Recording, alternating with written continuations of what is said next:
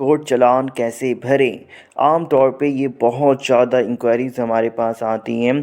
कि मेरा चालान कट गया है ट्रैफ़िक का और अब वर्चुअल कोर्ट के थ्रू भरना है, या ऑलरेडी वर्चुअल कोर्ट की साइट पे मुझे जो स्टेटस शो कर रहा है वो ट्रांसफ़र टू रेगुलर कोर्ट करना है, किस कोर्ट में जाना है और किस तारीख को जाना है। और ये जानकारी मुझे नहीं पता चल रही, ये कैसे पता चलेगी, या वर्चुअल कोर्ट में कंटेस्ट करने के कितने दिन के बाद तारीख मिलती है,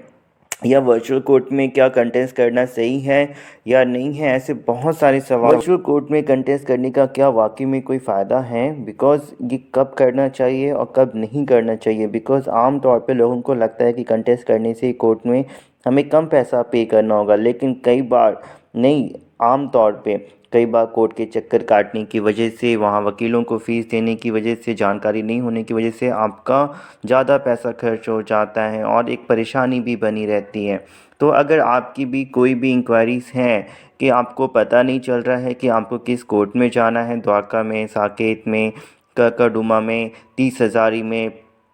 या फिर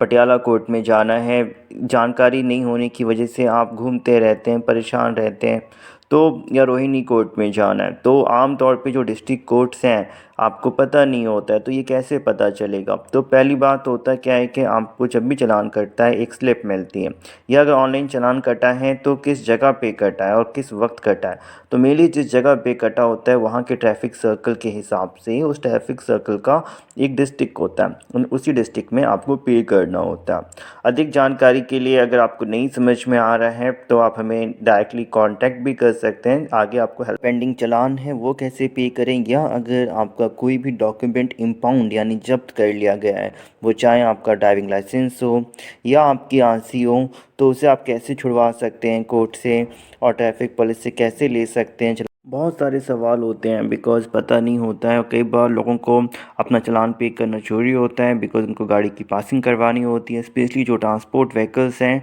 बिकॉज़ जो कि उनका पर ईयर रिन्यूअल होता है, तो आम तौर पे उनको अपने सारे चालान पे करने होते हैं। या फिर जिन लोग के इंपॉर्टेंट डॉक्यूमेंट होते हैं वो जब्त हो जाते हैं, या कभी किसी काम से आप दिल्ली आते हो और इस बीच में आपका चालान कट जाता है और आपको जानकारी नहीं होती है इनके, और फिर समझ में नहीं आता कोर्ट में, वर्चुअल कोर्ट में ऑनलाइन कैसे पेमेंट करें, क्या सही तरीका रहेगा पेमेंट करने का, या फिर हमारे यहाँ पे लोग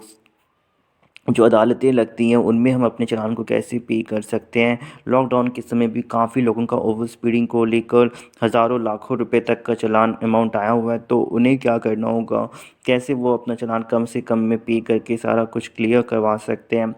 हर एक वो जानकारी जो कि आपको जानने की ज़रूरत है, आप सारा कुछ आपको हमारे एडवोकेट के द्वारा बताया जाएगा, जिससे कि आपका समय, पैसा और मानसिक परेशानी बच सके। ना ही कोर्ट में कोई आपको बेवकूफ़ बना सके और ना ही कोई पुलिस वाला। आम तौर पे जानकारी नहीं होने की वजह से आपके पैसे ज़्यादा खर्च हो जाते हैं और आप परेशान भी होते हैं। हेल्प के लिए कॉन्टेक्ट करें घर बैठे।